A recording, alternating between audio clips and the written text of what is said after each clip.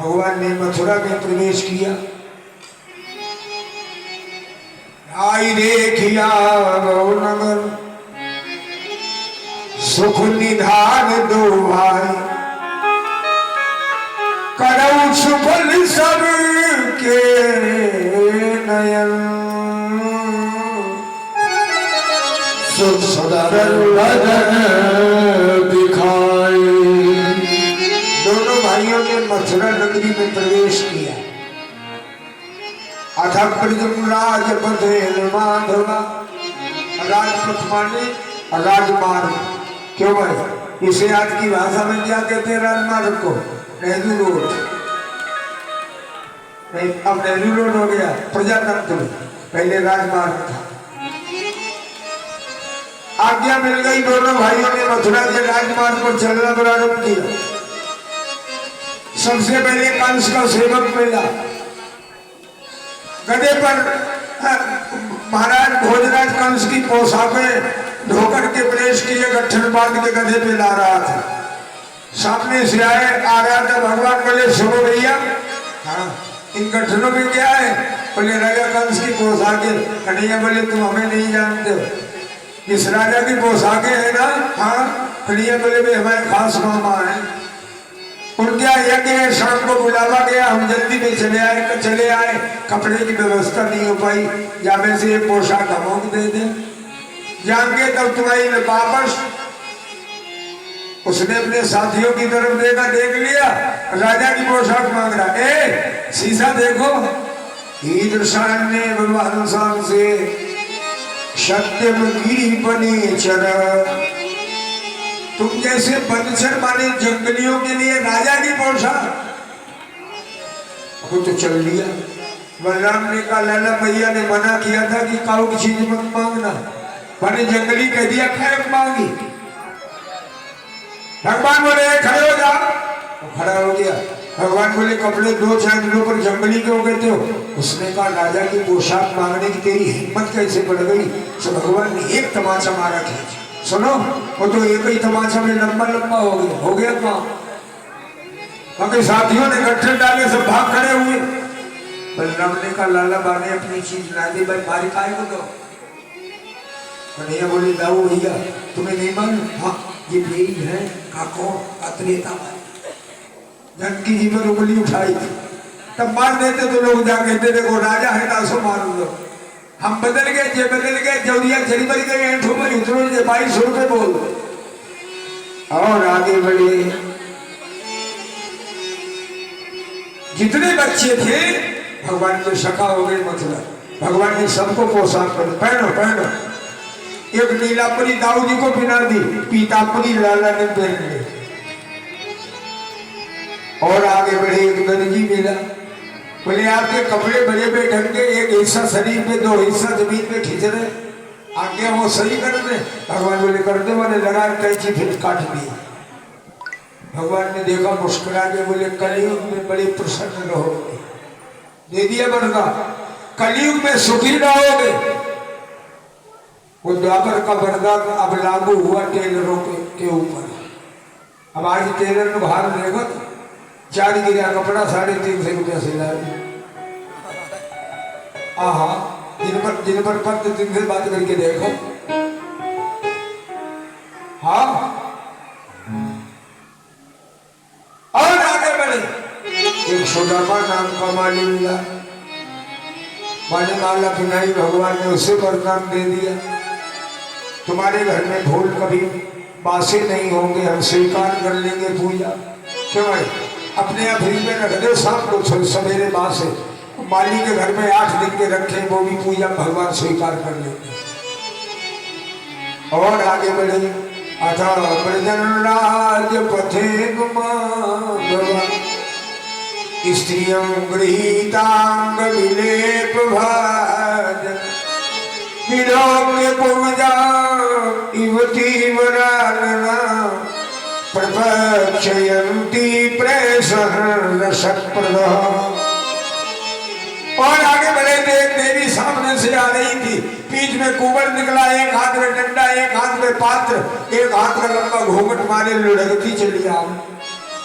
कन्हैया के बराबर में जो आई, भगवान बोले देवी खड़ी हो जाओ, तुम्हारा नाम क्या है?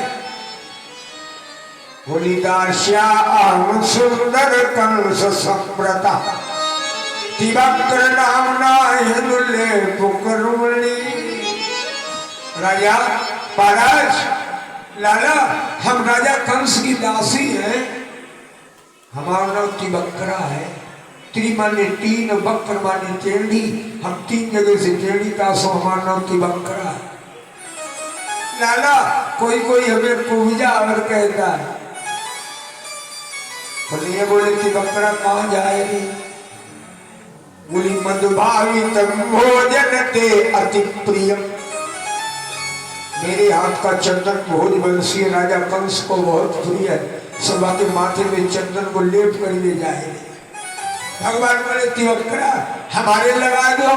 और जो उसने घूंघट के अंदर से देखा, भगवान ने मुस्कुरा के कहा, भगवान की मुस्काने गजब किए। सुनो, बोली लाला, तुम्हारा रूप देख करके तो हमारी आत्मा जा कह रही तुम हमारे घर चला। ये तो हमने सांप को घिसा था, पास आए, चलो ताजा घिस के लगा। भगवान बोले तुम्हारे अंदर जब भाव है तो ताजे बासे में अंतर नहीं, तुम तो यही लगाएंगे।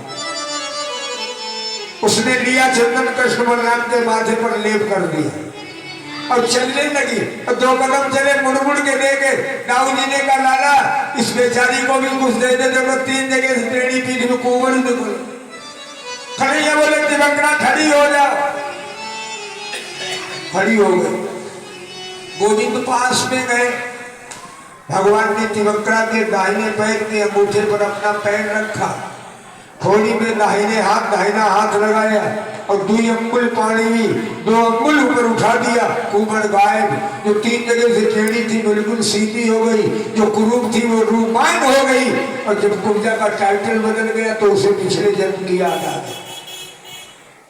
और जो पिछले जन्म की याद आई, एक तरफ उसने डंडा फेंका, एक तरफ चंदन का पात्र चरणों में गिर पड़ी, पहचान लिया। आप मेरे बेटा के राम में अब की धनुष पर नहीं गए। भगवान ने कहा देवी चुप हो जाओ, आगे मत बोलो, मेरा परिचय किसी को मत देना, नहीं तो शत्रु चौंक जाएगा।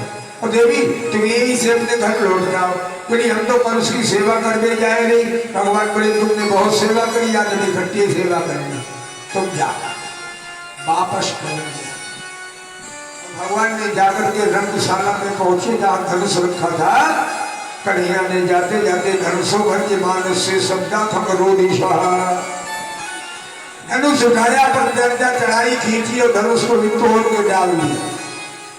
धनुष टूटने की गड़गड़ाहट इतनी हुई, कंस भयभीत हो गया, भाग गए दोनों भाई।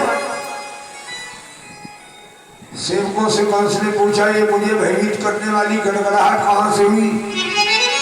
सेवकों ने कहा कृष्ण बलराम नाम के 2 बालक आए, धनुष तोड़ के चले गए। कंस के हाथ पैर ढीले हो गए, बोले धनुष नहीं तोड़ गए, मुझे चुनौती दे गए, मेरी सुकोटी और बढ़ा दी जाए, अंगरक्षक। बाबा नंद गए और नंद जी ने कर दिया, बैठ पाए थे तब तक कृष्ण बलराम फिर पहुंचे। कंस की जो नजर पड़ी, बड़बड़ाने लगा। भगवान ने तीनों फाटक ध्वस्त किए, कुबलिया पीठ हाथी मारा, बलवान महावत मारा। दूसरे फाटक पर संतोषक नाम के पहलवान थे, उन्हें पछाड़ा। आगे बढ़े तो मुष्टिक चारूर नाम के मल्ल थे, उन्हें परास्त कर दिया और कंस के सामने पहुंचे। और कंस के सामने जो पहुंचे, कंस आग बबूला होने लगा। बोला इन दोनों बालकों को पकड़ लो, मेरी तरफ बताने देना। शेर को देखा क्या करे पकड़ के, बोला इन्हें तड़फा तड़फा के मारो। कैसे मारे? कहने लगा सुनो,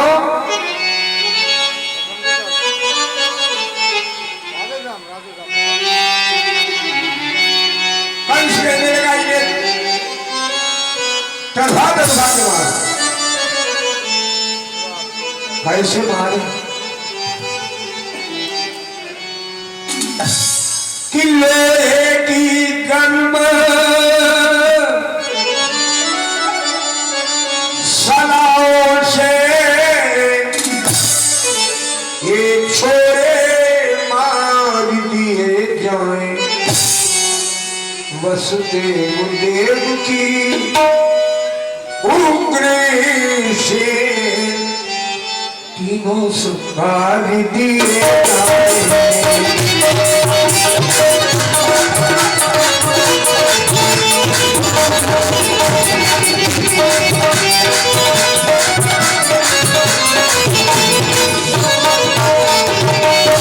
लोहे की सलाएं अग्नि पे तपा के लाल करो, दोनों बालकों को तरफा तरफा के मार। ये मेरे बहन महामोई वसुदेव देव की, इन्हें मार दो। मेरा बाप बूढ़ा लड़की दामाद का पक्ष कर रहा था, तो मेरे पिता के 2 टुकड़े कर दो। और क्या बोला कि वसुदेव देव की उग्र से तीनों संहार दिए जाएं। पहले इस बूढ़े नंद जी के 2 टुकड़े अभी किए जाएं।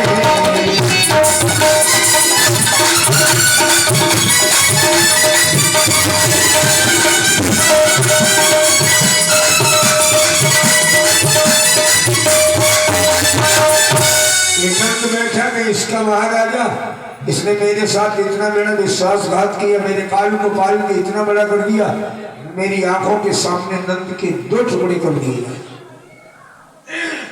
नंद बाबा के लिए जो ही कहा, कन्हैया के रोमांच में शरीर में रोमांच हो गए। अरे वसुदेव देवकी को माता पिता तो कहलाने का अधिकार है। नंद ने तो 11 वर्ष 56 दिन तक निस्वार्थ सेवा की है, जिसे तो पिता भी कहलाने का अधिकार है। सुन सेवक दुख दीन दयाला, बोले फरक उठे 2 भुजा विशाल। सेवक का दुख बर्दाश्त नहीं होता। कन्हैया ने मैया यशोदा के चरणों को प्रणाम किया और मारी छलांग।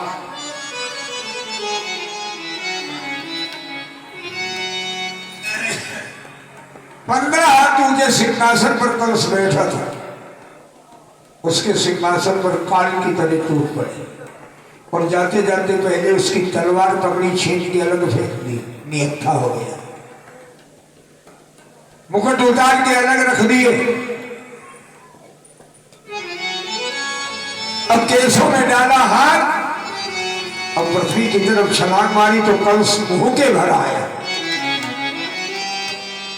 सीधा किया और छाती पर बैठ गए, एक हाथ से बाल पकड़ लिया। बोले मामा कुछ कहना चाहते हो? कंस बोला 2 बातें बता दो। कौन सी? पहले ये बताओ तुमने मेरे मुकुट क्यों उठाया? भगवान बोले 2 कारण। तिलक तुम्हें नहीं किया गया। आध्यात्मिक दृष्टि में राजा की मुकुट में 4 नीतियां होती हैं, साम दाम दंड भेद। कन्हैया बोले हमें नीतियों का अपमान नहीं करना। या तो यूं समझ लीजिए, राजा जब अनीति करने लगता है तो नीतियां राजा को छोड़ करके नीतिज्ञ भगवान के पास जाती। कंस ने कहा मेरे बाल क्यों पकड़े, छोड़ दो। कन्हैया बोले मामा तुमने शरीर के उसी अंग पर उंगली रख दी ना, सबसे पुरानी चोट थी। आज पूछते हो बाल क्यों पकड़े? वो दिन याद नहीं कौन सा कि बाबा उस दिन को याद करो जब रथ से पकड़ पछाड़ी पकड़ा था बहिन के बालों को और उसके खंग संभाली।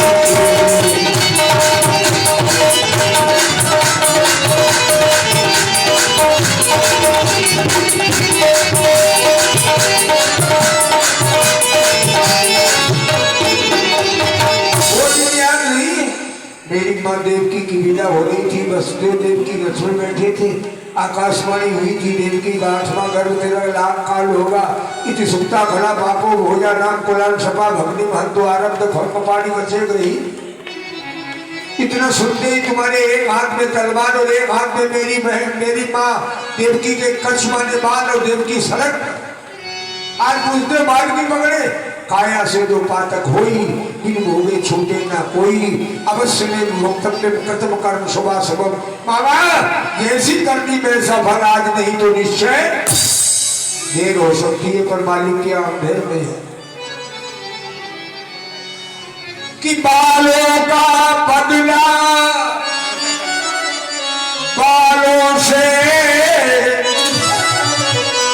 लेता है, बाल देवकी का तब तो केवल नभो वाणी थी, अब अष्टकुलाल देवकी का।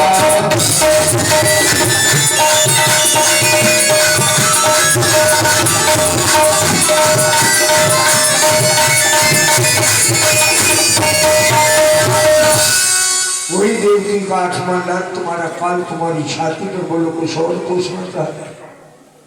सारी बातें याद दिला दी, कलश एक टकी लगा के देख रहा। अपन यहाँ पर एक बड़ी विचित्र बात, अंत समय में इतना बढ़िया सहयोग कंस का बना है ना, भागवत में किसी अच्छे साधक का नहीं लगा। आप विचार करें, क्या अब भी कंस को पापी कह सकते? मरने के वक्त मरने वाले के सर पे भगवान का हाथ हो, मरने के वक्त मरने वाले के हृदय पर परमात्मा के चरण हो, और मरने के वक्त मरने वाला अपनी आंखों से भगवान की झांकी झांक रहा हो, बोलो अपनी पापी कहोगे? इसीलिए तो बिंदु जी ने बड़ा अच्छा लिखा है, संत बिंदु जी लिख रहे हैं, हमारे मालिक तेरी पसंद है, तुझे क्या पसंद आया? न जाने कौन से गुण पे कंस का कौन सा गुण पसंद आ गया, हजारों दुर्गुणों पर पर्दा डाल दिया, क्योंकि उसके पास सुप्रीम पावर है। हाँ देखो भाई, किसी अपराधी की अगर जिला अदालत में फांसी हो जाए तो वो जानते हो कहाँ जाता है? हाई कोर्ट जाता है, और हाई कोर्ट भी फांसी बोल दे तो सुप्रीम कोर्ट जा। अच्छा सुप्रीम कोर्ट ने भी अगर बोल दी तो राष्ट्रपति, एक जगह अभी है राष्ट्रपति, तो वो तो राष्ट्रपति है। कर दूं अन्यथा कर दूं स्वच्छंद गति, उसकी गति स्वच्छंद है, किसी का प्रतिबंध नहीं। नारद ने कहा था भगवान से, परम स्वतंत्र न सिर पर कोई, भावई बने करो तुम, तो वो परम स्वतंत्र है। न जाने कौन से गुण गया रीझ जाते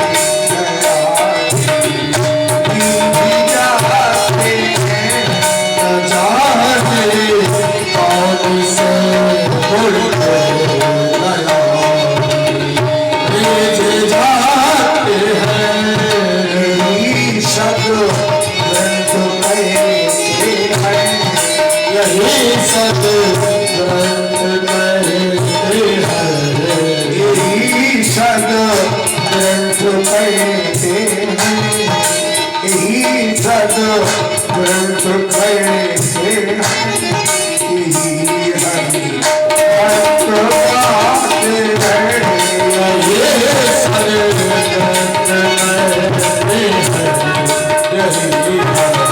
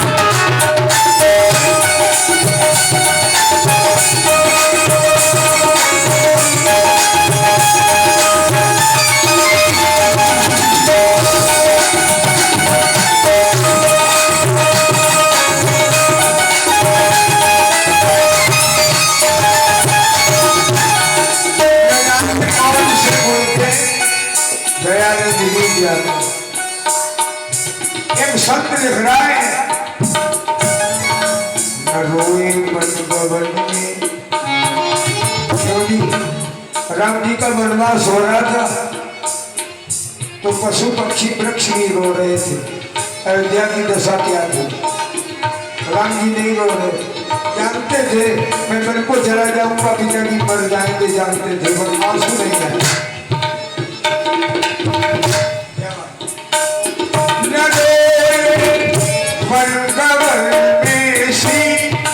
पिता की वेदना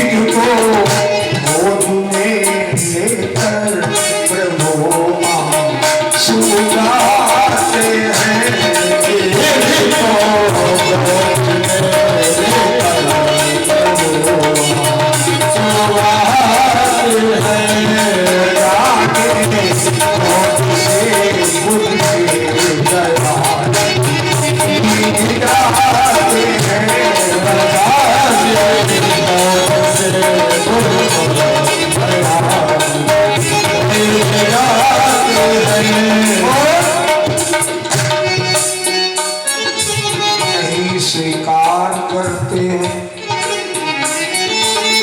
निमंत्रण।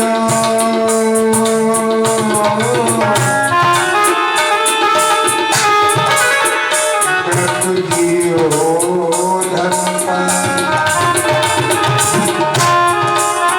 दुर्योधन की मां गंधारी ने सुना कि द्वारिकाधीश द्वारिका से शांति रूप बनकर हस्तिनापुर आ रहे हैं, तो दुर्योधन ने कपट स्वागत के लिए 56 भोग बनवाए। गोविंद से कहा मेरी माँ ने 56 भोग बनाए, आप तो मेरा आदित्य स्वीकार कर ले। कन्हैया बोले दुर्योधन जी तुम्हारे व्यंजनों में अभिमान की बू आ रही है, दुर्गंध मैं नहीं करता।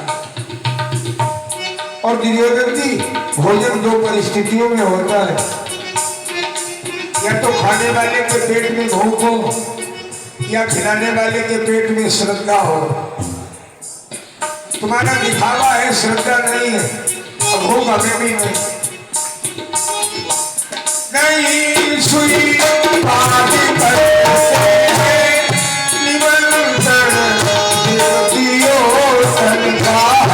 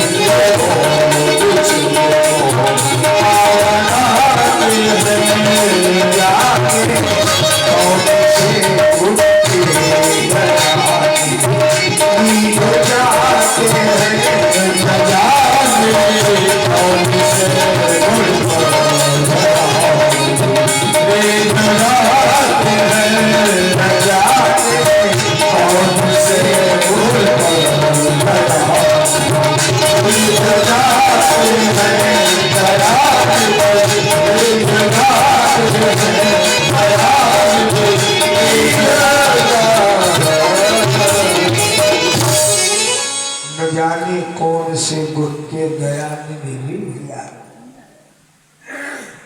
ये तो मालिक की पसंद है।